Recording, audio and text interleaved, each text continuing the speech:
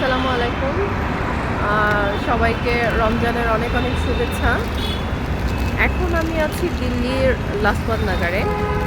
আর যদিও সবাই বলে যে এই সময় দিল্লির গরম নাকি অসহনীয়, কিন্তু আমার কাছে এটা একদমই অসহনীয় মনে হচ্ছে না। বরঞ্চ এটা খুব সুন্দর একটা গরম।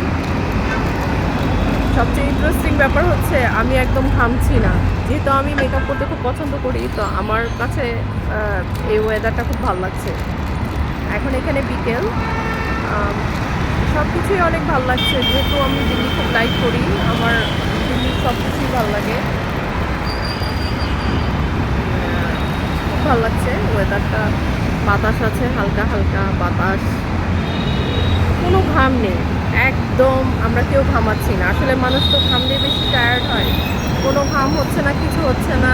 ওয়েদার অসম্ভব, মানে অসম্ভব ভালো একটা ওয়েদার। মানে আমার কাছে ভালো লাগছে আরকি। বাংলাদেশের চেয়ে এখানে ওয়েদার অনেক ভালো। বাংলাদেশের গরমটা অসহনীয়। এখানকার গরমটা আসলে খুব এনজয়েবল। আর হচ্ছে এখানে